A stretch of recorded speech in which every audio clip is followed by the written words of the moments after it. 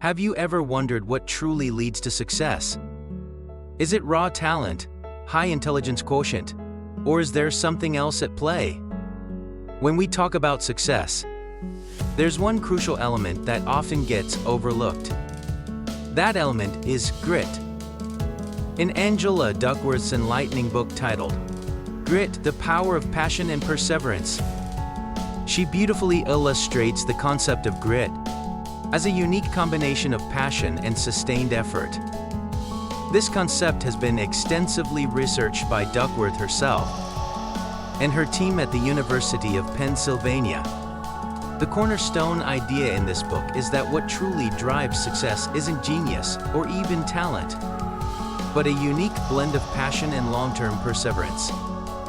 Duckworth explains how achievement is not simply about being smarter or more talented than others, but about sticking to goals day in, day out for years. One striking anecdote from her research was about cadets at West Point Military Academy. Every year, some cadets drop out before completing their training. Surprisingly, it wasn't always those with the highest test scores who stayed, but rather those with what Duckworth identified as grit. So what does this mean for us? It means that no matter how talented you are, or how high your intelligence quotient is, without grit, without that ability to keep going, even when things are hard, you're less likely to your potential. But here's the good news.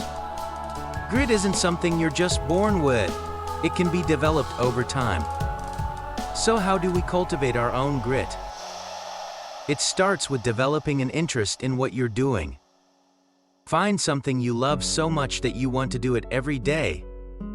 Then practice it deliberately until you improve. Next comes purpose. Connecting your work to something larger than yourself. Believing that your work matters not just for personal gain, but also contributes positively towards society or other people's lives.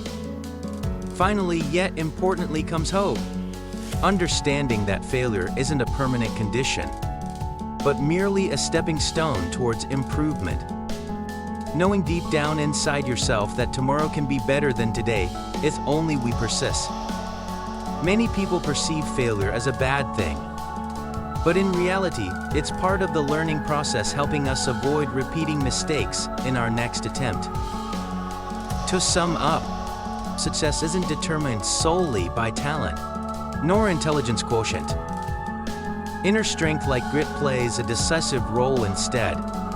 As Professor Duckworth eloquently states, effort counts twice as much as talent or intelligence quotient. This statement reflects where our true power lies.